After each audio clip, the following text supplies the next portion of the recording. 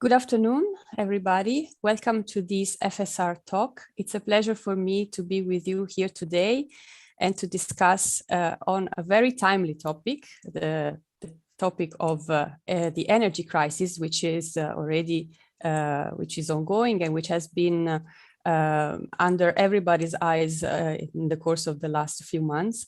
We are going to discuss about the causes of this energy crisis, but also if and how market design could have an impact in mitigating this energy crisis. We're going to do so thanks to the recent publication of two papers by FSR. One is the recent energy price dynamics and market enhancements for the future energy transition, a policy brief by Alberto Potocznik, Jean-Michel Glachan, Leonardo Meus, and Pippo Ranci. And we have Alberto Potocznik here with us today to discuss about this. And the other recent publication is another policy brief, high gas prices in Europe, a matter for policy intervention, ?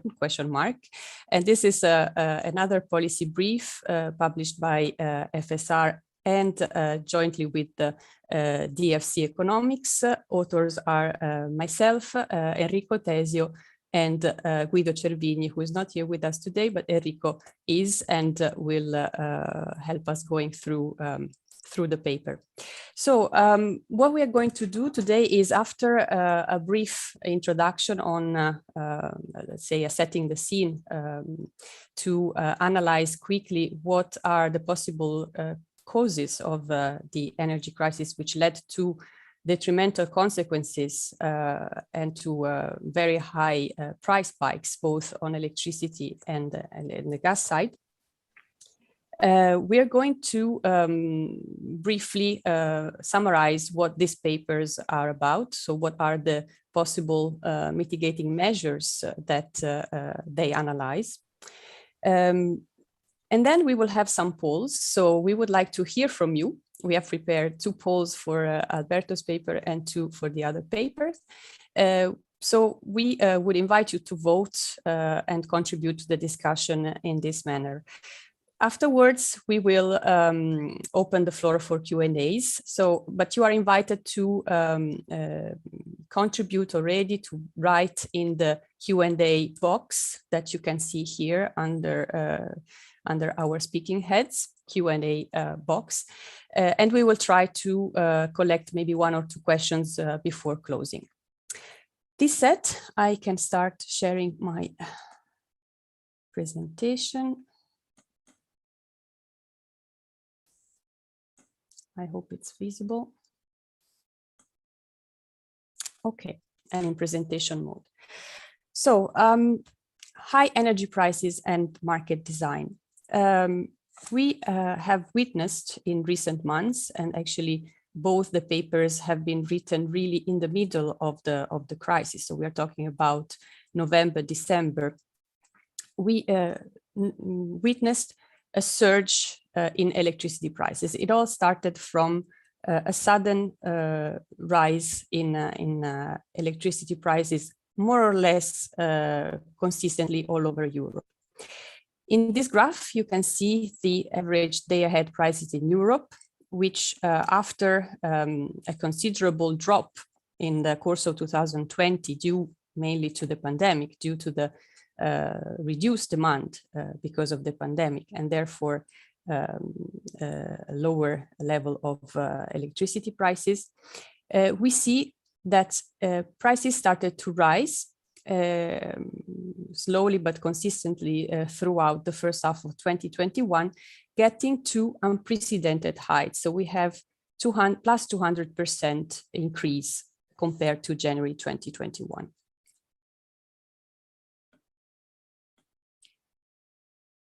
So the energy crisis, which led, as we said, to unprecedented consequences, brought to huge increases, starting from electricity, also on the gas market side. And this is obviously something which could have been foreseen, because the gas market, the increase in the gas market in the prices, of course, started a little later than the sudden increase in electricity prices. But of course, as we know, the gas and electricity markets are strictly related, because a large part of the electricity is generated still in Europe from starting from gas.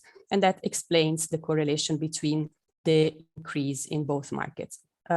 What we have seen is that after the, or in correspondence with the increase in the electricity prices, we also witnessed an increase of about 400% between April and October 2021. And here you can see two different graphs. The one on the right side is the average of electricity prices per bidding zone at September 2021. We see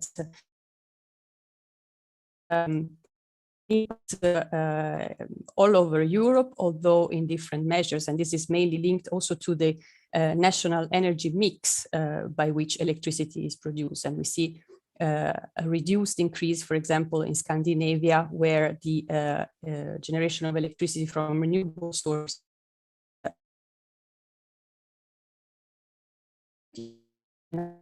which shows the development, the trend in the value of gas front month contracts from January to September 2021. And you can see that the prices here represent different hubs in Europe.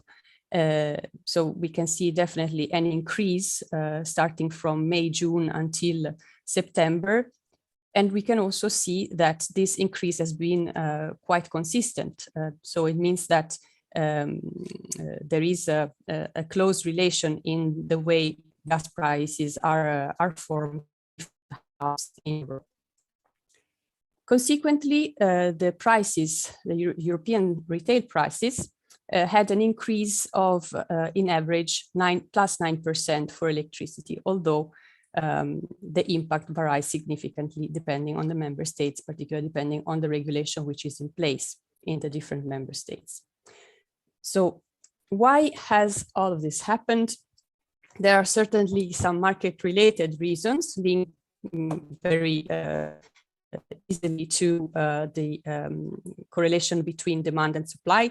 There has been an increased demand of energy, and this demand has increased actually globally, since one of the main reasons can be considered the accelerated, stronger than expected recovery post the pandemic in industrial production, especially in Asia. But also the being now, since LNG now, the LNG global market plays an important role in price formation also in European gas prices. This global contraction in the LNG market has had, let's say, direct consequences also for Europe.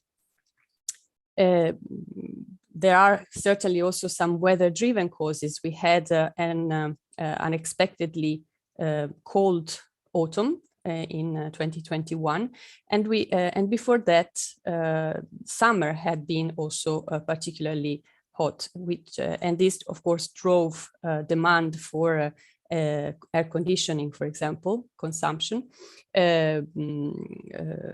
consistently high, and therefore there was, as I said, an increase in the demand. To this increase in demand, let's say there wasn't a correspondent supply to cover for this increased demand. On the opposite, there was what has been defined as a perfect storm.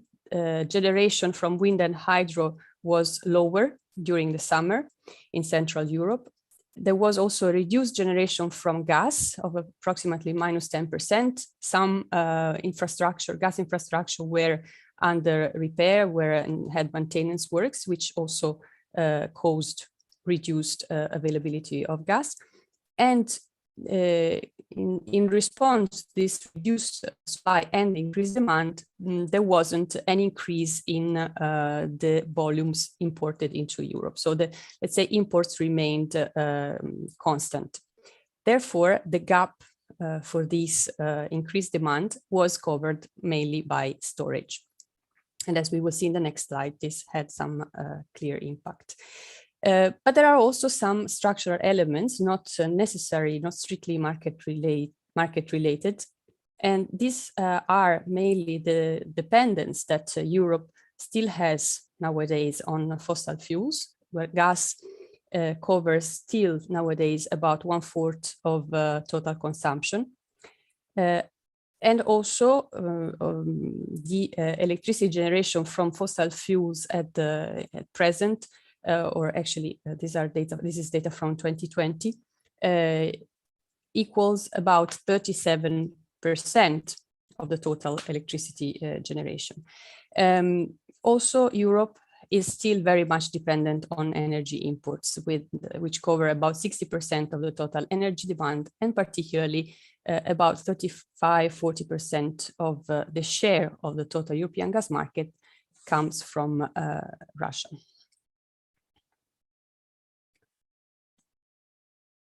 As I said, it's important to look at storage in the context of the energy crisis. Why? Because storage levels at the beginning of the winter were particularly low. And we have just seen the reasons for this. What is important to underline, and you can see here in this graph on the left side, the levels of volumes in store in the various countries of Europe, that the level of volumes in store were significantly higher in those countries which had regulated storage. And this was indeed one of the main reasons why we started reflecting on the energy crisis and and we decided to analyze this important aspect also in our policy brief. On the right side, you see that, in fact, in October 2021, the storage levels were significantly lowered compared to the previous year. And this data comes from the Gas Infrastructure Europe Transparency Platform.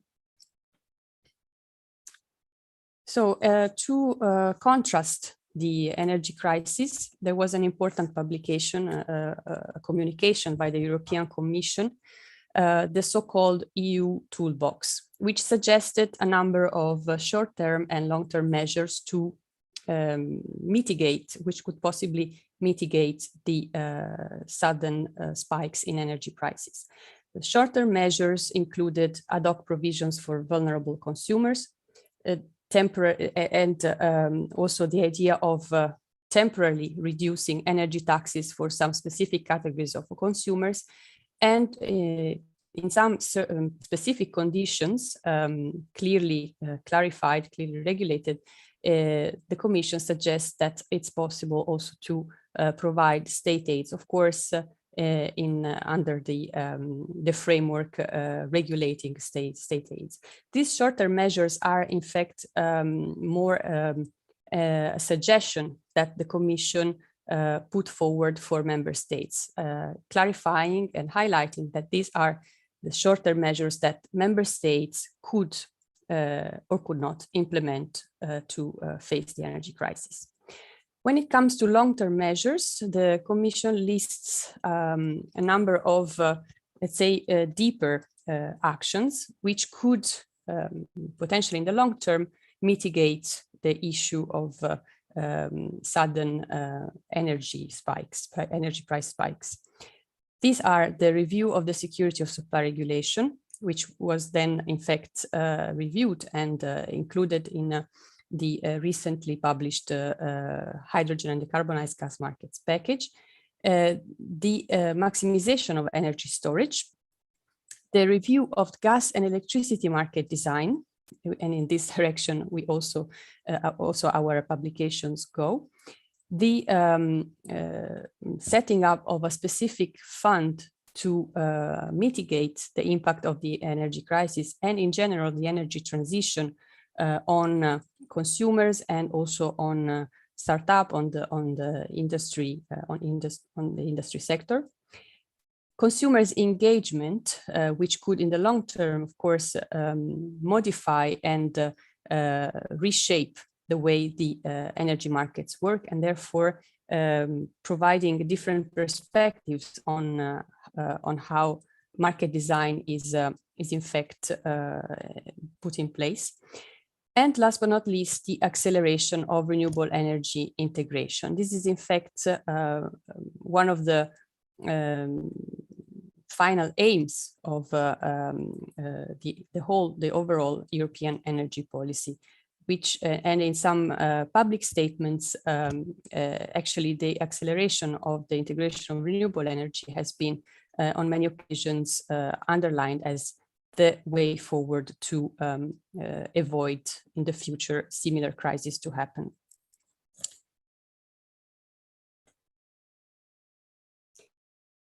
Our paper with Enrico Tesio and Guido Cervini indeed focuses on two of these long-term measures. So the review of the security of supply regulation and the maximization of energy storage, or more precisely, how storage can be designed as to have an impact on mitigating energy price spikes. And with this, I give the floor to Enrico for the second part of the presentation.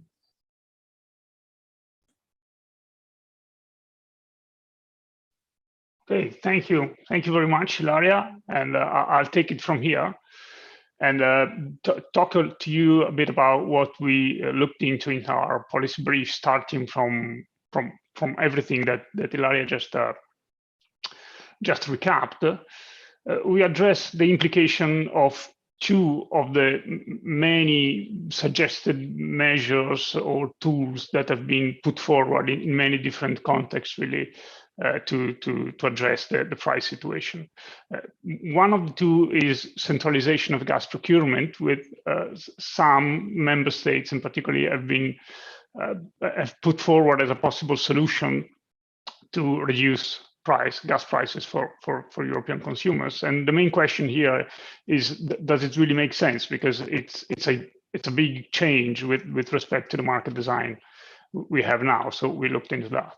And the other is regarding energy storage maximization. The proposal hints at a somehow coordinated uses of storage capacity across Europe or between selected member states.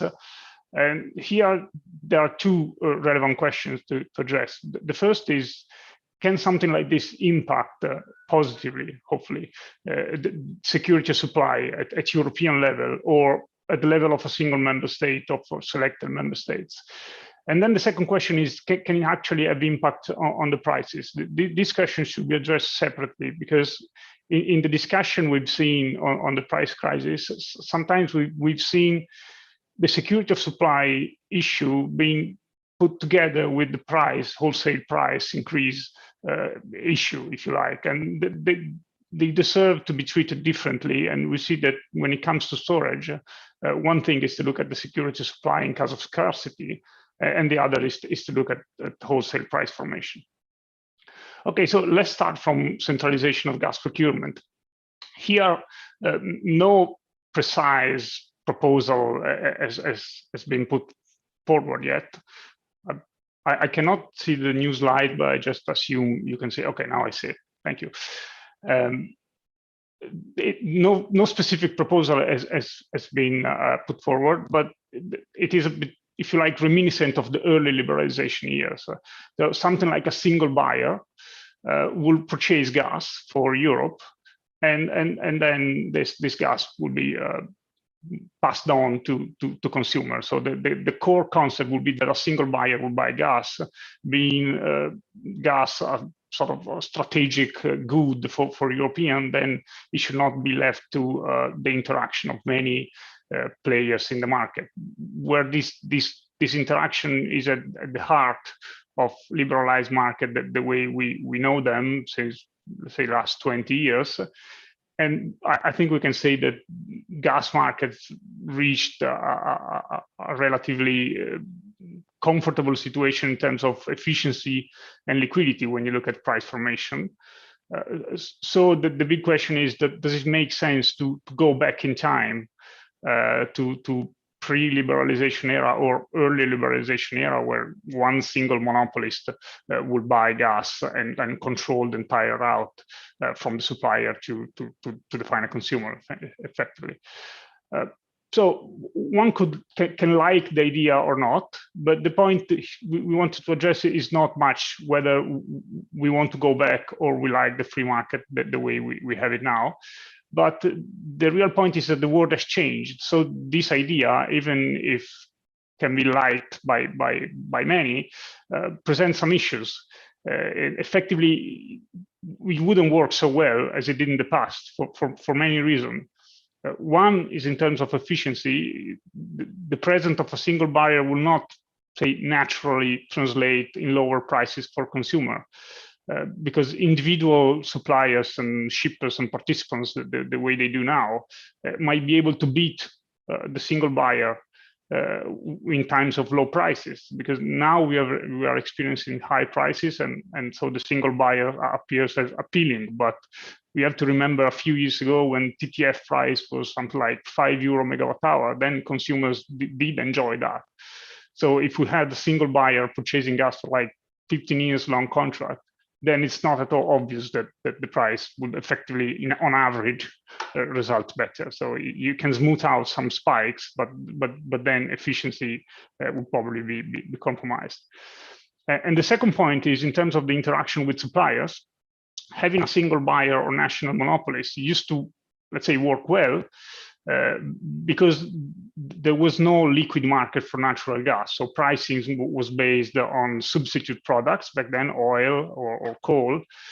But nowadays, everything is very much different. The European gas price is determined on a global market for LNG. So suppliers have plenty of alternatives, both through long-term contracting in terms of supply, and also in terms of prices. The price they sell gas to is effectively indexed to a global market that the single buyer will not control. So the final outcome of our analysis would be that such a scheme would effectively not work as intended. So liberalization has led us here, and in a sense, it doesn't look like there is an easy way back on this. Let's move on to the second point then on security supply. What can we do about secure supply? Because this price crisis perhaps if brought one good thing is that it forced us to think about what can we do to improve security supply for gas in Europe. What can we do about the security supply regulation?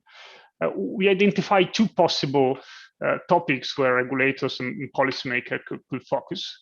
One is scarcity pricing rules. When it comes to electricity, we are all very much aware that scarcity is a relevant thing, and scarcity pricing is harmonized across Europe. We are very clear rules on that. On gas, a little bit less, because we are not used to the idea that there can be a physical scarcity in terms of supply. Perhaps infrastructure, you can have congestions, but it's not about lack of energy to meet demand. So perhaps we could address this, and we have to realize that in case of physical scarcity, if we are worried that physical scarcity of gas can occur, then natural prices in Europe should all reach a harmonized level, which is given by what the electricity people call the value of lost load, so the price they make indifferent between consumption and curtailment. If these prices are different between member states, because some regulators want to push down prices by making this value of lost load too low, so that prices cannot reach high level, then if scarcity comes, nasty effects can occur where countries with higher regulated maximum prices will attract more gas, just because gas will try to flow where the price is higher. So we have to recognize that in case of scarcity, everybody will reach the same maximum price, So redistribution of gas in that case is not regulated by the prices, but security of supply regulation will determine how we split the gas when we don't have enough to make everybody happy. And then a second point is on storage allocation rules. There are some technical points which might be relevant discussing. The first one is when you allocate storage capacity, inefficiencies might occur when if the reservation price is not the incremental cost, but it's perhaps the average cost, something a little bit higher. So if shippers cannot predict well the spread between winter and summer, then they will allocate and use storage capacity inefficiently. And this in times of a tight supply, we are all experiencing that it can be costly. So try to be as efficient as possible in storage utilization can be beneficial. And another topic that has been brought on the table is we should have regulatory set minimum storage filling provisions. So the regulator should tell shipper, okay, look, before the winter, you have to fill in the storage because that's for security of supply. Now, the conclusion on this is that such a provision, it is unlikely to impact security of supply at European level, because actually we do have flexible supply infrastructures to meet demand in times of peak demand. So forcing people to fill in storage is not likely to prove beneficial. It could be in selected countries where infrastructures maybe are a bit more tight, but not at European level. But of course, if you want to mitigate the spread between winter and summer, then filling in the storage at summertime, of course, will put some relief on winter prices. So you can mitigate the spread. In the next slides, we try to look at this with a little bit more detail. And if you look at the number, so the idea is that, okay, I force you to fill in the storage. Imagine Europe is just one big country with no transmission constraint for simplicity.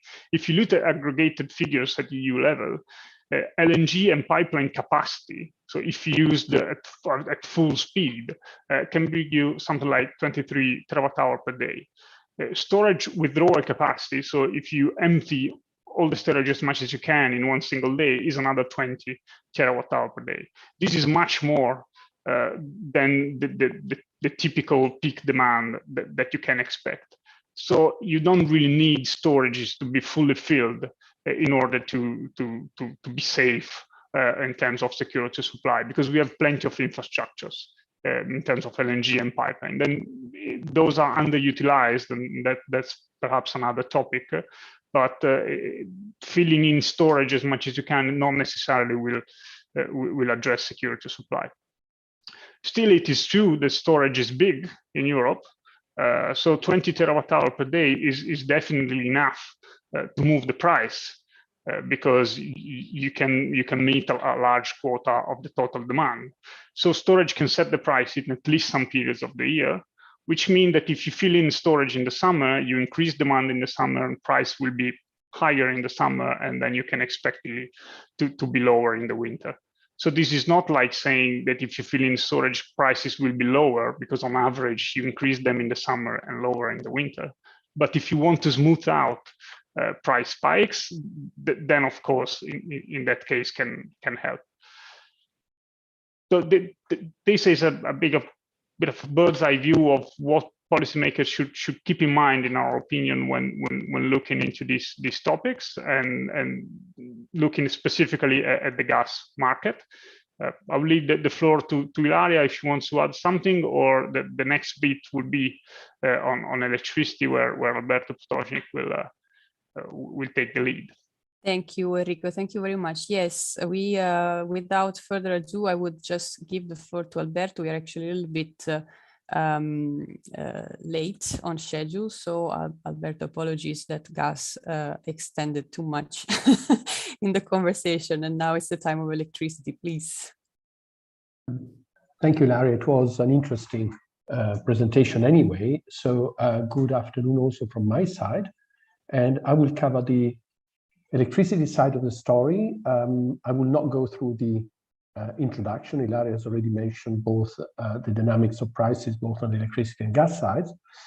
One aspect which I would like to stress is that there has been, over the last few months, a discussion of whether the current trends is the initial phase of the energy transition. Now, we take the point that this is probably not the case, even though these trends were very useful to focus the minds and force us to think of what could be the enhancement of the market design, which we might need in order to face the dynamics of prices and other developments for the future energy transitions.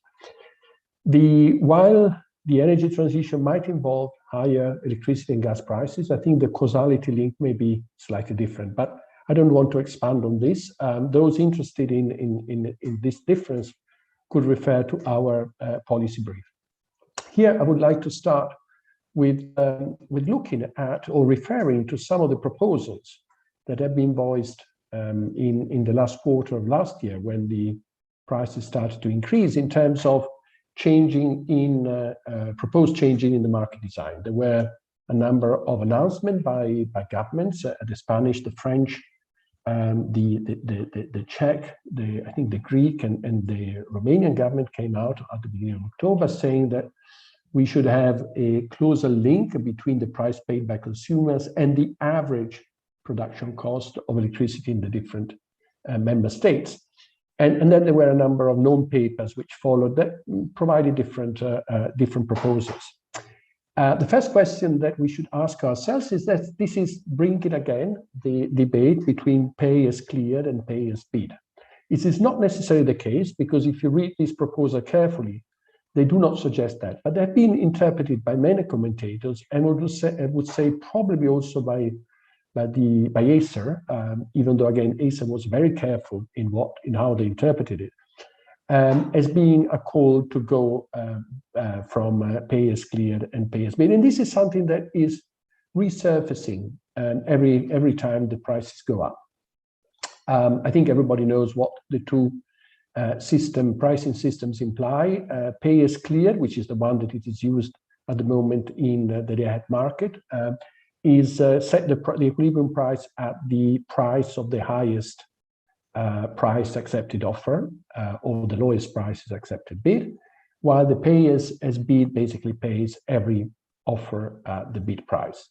And therefore, at the end, the idea is that you will end up paying overall the average price. Now, the pay as bid pricing method has been advocated on the basis that it would reduce the total cost of purchasing the electricity sold into the market. Now, this is based on a misconception. The misconception being that under the two systems, the pay as bid and the pay as cleared, resources would offer into the market according to the same strategies. And obviously, this is not the case. And it suffices to say that under the pay as cleared and under mild conditions regarding the competitive nature of the market, it is optimal for market participants to bid at their marginal incremental opportunity cost, because what market participant bids into the market only determine the probability of their bids being accepted, and it makes sense for their bidding to be accepted every time the price is higher than their marginal opportunity cost. The price that they will receive is determined by the highest priced accepted offer, and therefore only when they are the marginal price, the highest price accepted offer, they will determine the price. But in general, that is not the case. On the other hand, under the pay as bid pricing method, if market participants were bidding their marginal incremental cost, they would never recover their fixed cost, and therefore they have to bid somewhat higher. But then how much higher? And then the higher they bid, the lower the probability of being selected. Indeed, the higher the money they make, but the lower the probability of being selected. Therefore, it's a more complicated strategy. So if we compare the two, but as I said, this is something that has been solved again and again, but it's always worth reminding ourselves. The pay as cleared delivers the least cost market outcome, and given that electricity is not easy or economic to store, also the efficient delivers the most efficient generation. It also promotes efficient market coupling because it promotes the comparison of the marginal cost of generation in different zones. And also under pay as clear, as I mentioned, the bidding strategy is simpler. Pay as bid, it's unlikely to result in the lowest cost generation mix, and it's unlikely to result in lower cost with respect to pay as clear, because as I mentioned, we cannot assume that the bidding strategy will be the same under the two systems. And also it's not obvious that it will support efficient coupling, and it will create it will require a more complex bidding strategy, which will be more difficult to implement, especially by smaller players. So this being clear, then our paper looks at 4 dimensions where the market design might need to be enhanced. And we looked in particularly at the issue of adequacy, flexibility, hedging the price risk for consumers, and then how to deal with vulnerable consumers. Let me go through each of them, and as I said, you will find more details in the paper. If we look at adequacy, well, there's been a debate, an ongoing debate, on whether the short-term markets, the short-term prices give sufficient incentives to invest in the electricity sector. And the European legislation recently introduced the European Energy Resource Adequacy Assessment to identify adequacy concern to be addressed through market reforms and other measures to remove regulatory distortions. And in that legislation, capacity remuneration mechanisms are only allowed as a temporary measure to address residual constraints while these reforms have their impact. So the emphasis is on short-term markets, and EU legislation seems to favor strategic reserve as the capacity remuneration mechanism. Now, we believe that the developments in the sector would mean that probably the jury is still out as to whether capacity remuneration mechanisms will become a feature of a longer-term market design. So here the question is, if this is the case, do we have a mechanism of choice to be introduced so that we can have a more consistent approach to resource adequacy or to promotion of investment across the Union?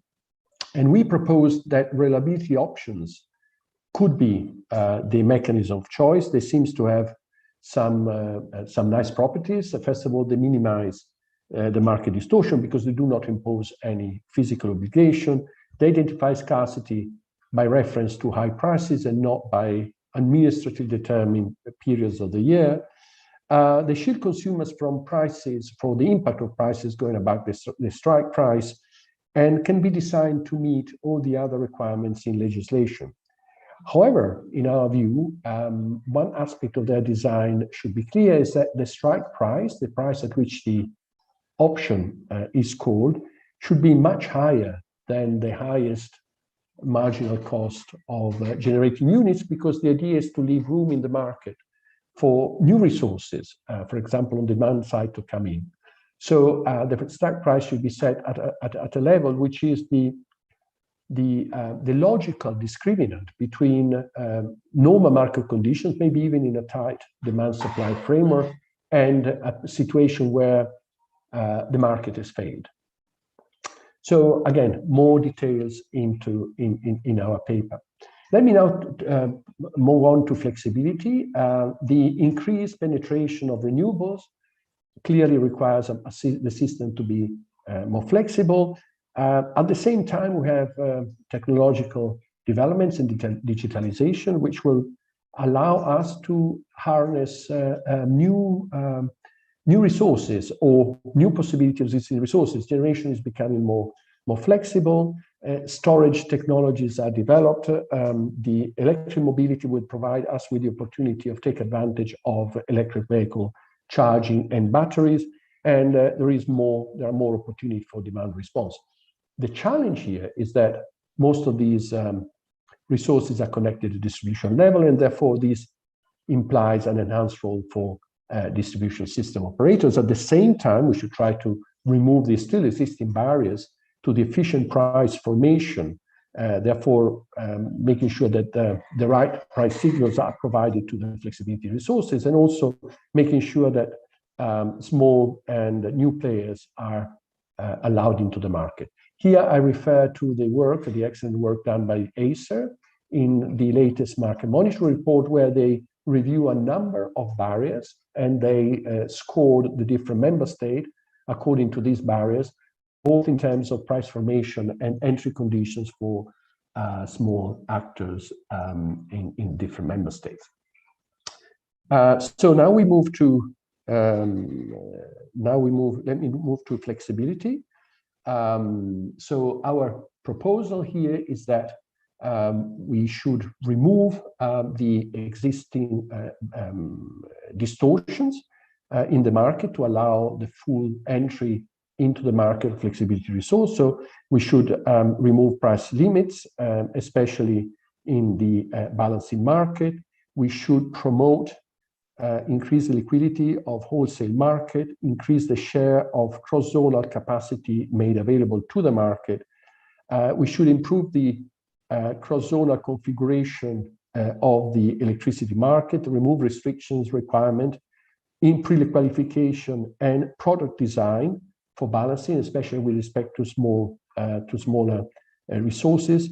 Establish a proper legal framework for new entrant and small actors. Promote dynamic prices, retail contracts, in order also to promote implicit demand response, and remove regulatory intervention on end user prices. On many of these dimensions, work is already being undertaken. For example, on the review of the bidding zone structure, or to try to remove price limits, especially in the balancing market. Let me now move to hedging markets, to hedging the price risk on the market. Long-term markets are already available. The liquidity of this market is very different. There is a liquid market in Germany, in Great Britain, to a lesser extent, France, but then there are a number of jurisdictions where this liquidity is still very limited, and therefore an opportunity should be explored of promoting liquidity in this market by promoting, for example, market making. There is an issue also related to the activities of suppliers, those who supply final consumers. We note that many or most large consumers typically hedge their purchase on the market. That doesn't seem to be the case for supplier, to the extent that a number of them have gone out of business. And if we look at the UK, which is probably the most eclatant example, even though there, it was not just that suppliers were not hedged, but it had also to do with retail price regulation. We've seen that just for the period September to November 2021, 24 energy suppliers serving in excess of 4 million customers went out of business. So it's not a minor aspect. It has been a major aspect, which with significant cost for the system. And therefore, the proposal that we make in our paper is to promote the liquidity of forward market, but induce or require suppliers to hedge their position, their procurement of electricity in the market, at least with respect to the fixed price contract portfolio that they offer to their consumers. And when it comes to these fixed price contracts, to make sure that they do not remove the incentives at the margin for consumers to be able to react to prices, and therefore help the system at times of scarcity. We believe the digitalization is providing the means of doing this. Finally, when we look at vulnerable consumers are not all consumers. They're just those who are in energy poverty. And what we've seen here is that many times the government approached this the problem of vulnerable consumer by reducing the price of the electricity that they pay. And we've also seen a number of interventions in this respect.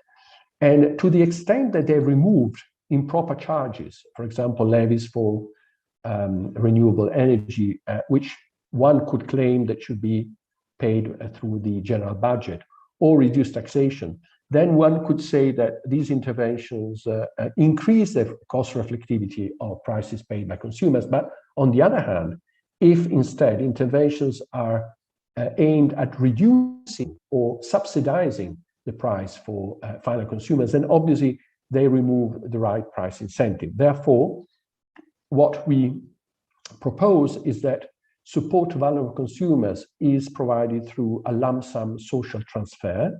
This lump sum should not be linked to the metered consumption, but rather try to cover the difference between whatever is considered to be a level of consumption to provide a minimum comfort standard for consumers and what they could afford.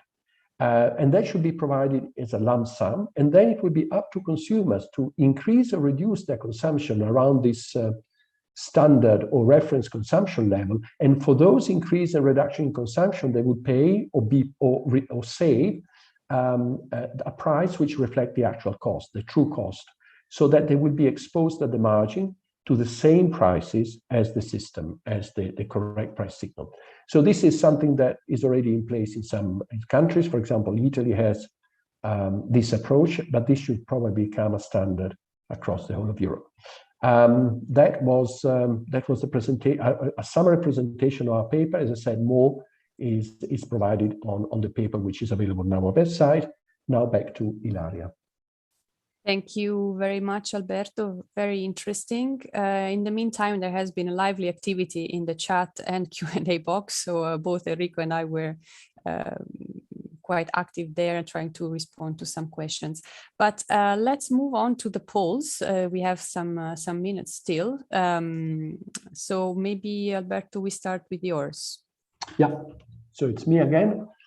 Chiara, thanks a lot. So I have two polls with respect to what I've just presented. The first one has to do with the suppliers being required or induced to hedge their position, their purchases, especially with respect to their fixed price contract portfolio. And here you have four possibilities. The first one is yes, retail suppliers should be required to hedge, or yes, they should be induced to hedge.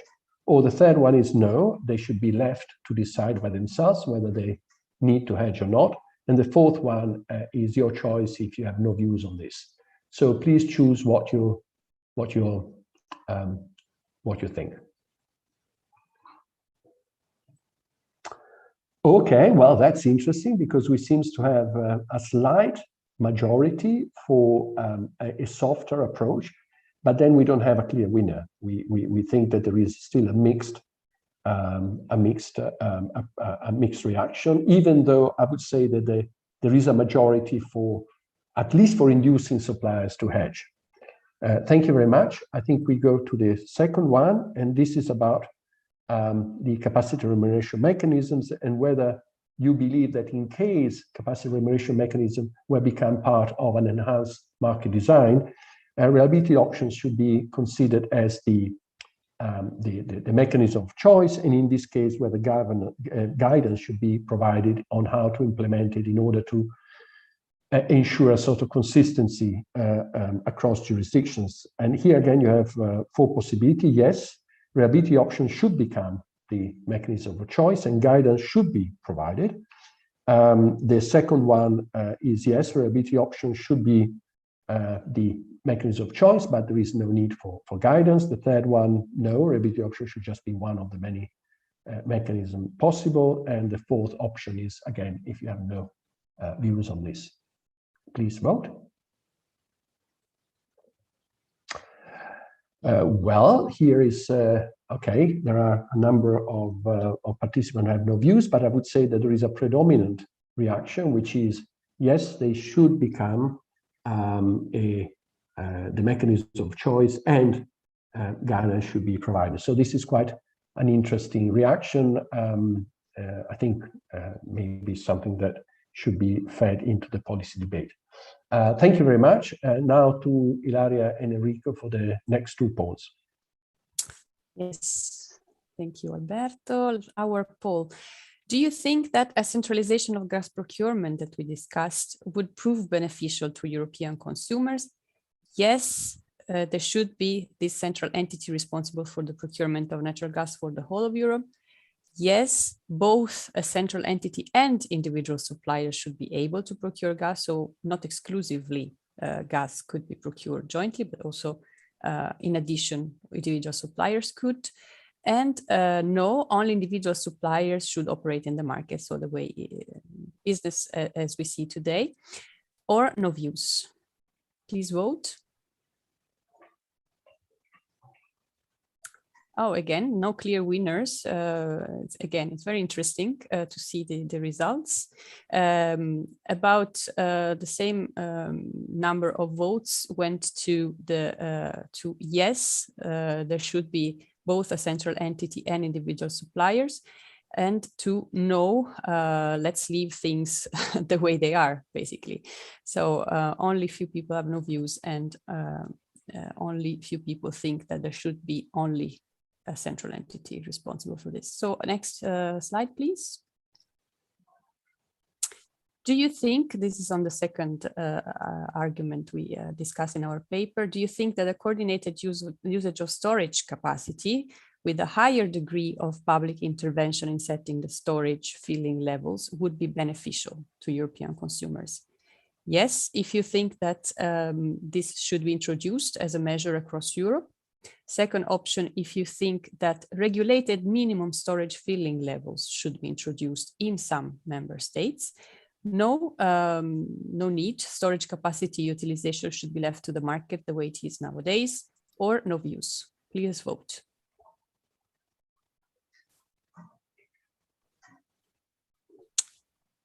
Okay, here there is a stronger preference for the first option, so that regulated minimum storage filling levels should be actually in place. But there's also about 1/5 of the voters that think that actually no, the way storage works nowadays is still quite valid. Again, very fragmented answers. Thank you very much. Enrico, would you like to briefly comment on these results? Sure, yes, thank you. But the first comment is that perhaps given also the fragmented opinion, there is no clear winner yet, and more analysis will be required, especially on the technical topics like storage filling provisions. Security supply analysis at single member state level will necessarily need to be done to give a definite answer to the question. So in a sense, we haven't done enough. So thanks a lot for all the feedback here. So yeah, pretty much it on centralization of gas procurement. I think the points made were clearer. So perhaps less to be said on that. Alberto, anything on the electricity side you want to add? Well, I think, as I mentioned, you know, it was interesting because there seems to be, well, I mean, obviously, all of us here today are not a representative sample of either the population or those who have a say in this. But I think it was interesting that there seems to be quite some support at looking at the possibility or inducing at least suppliers to hedge so that they do not, they're not left out in the open when prices turn against them. And also some favor in reliability options, which, you know, they've been maybe because it's more complex, but they have not received a lot of attention, I think, until now. There are only, I think, 2 or 3 countries that have looked into them. And it was interesting that quite a large majority thought that not only there should be introduced, but also guidance should be provided on how to implement them. So I think this, as I said, I think is quite an interesting consideration. I don't know whether we, Ilaria, whether we want also to pick one or two questions from, we still have probably 5 minutes, couple of questions from... Yes, Enrico and I managed to reply to some gas questions during your presentation. So maybe you want to take a look to the Q&A box. There are some actually questions relating more to electricity.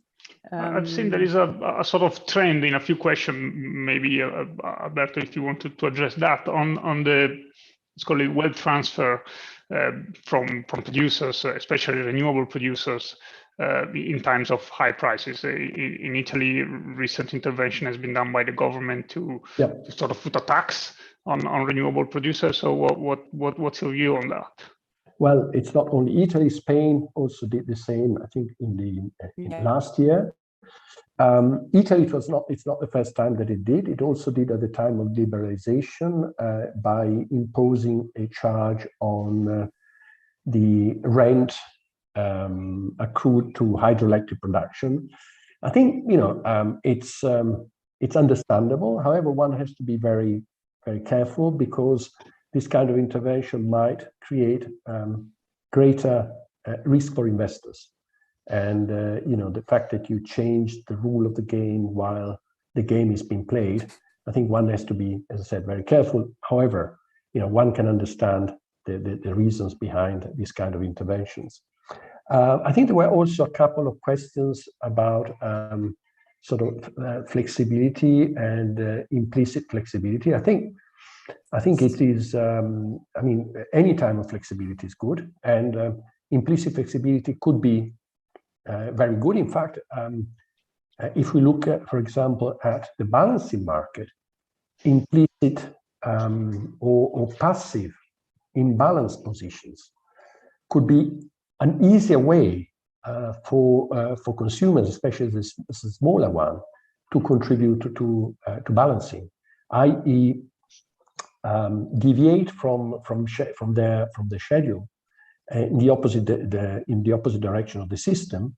So you do not participate in the balancing market. You just try to take, to the extent that it is possible, to try to take a position which is in the opposite, and therefore you help the market. So I think it should be, attention should be given to these opportunities, because in the future we need all possible resources, and probably the demand side is where balancing and flexibility can be provided at least cost. So indeed, more needs to be done in terms of allowing these resources into the market, remove the barriers, and then look at the way in which they can contribute to the flexibility of the system. Excellent. Well, I think this brings us to the end of this debate. Of course, the discussion is not over. We are still in the middle of this energy crisis. Of course, we wrote our papers when it had basically just started, but we will keep monitoring the situation and also the energy prices developments and trends. And hopefully we will have another occasion soon to move forward to discuss further elements, further inputs. But meanwhile, thank you very much. Thanks to Alberto Potočnik, thanks to Enrico Tesio, and also the other authors of these papers. And of course, as usual, we remain available should you have any question and wish to discuss further. Thank you very much to all the participants and for the lively questions in the chat box. Have a good afternoon.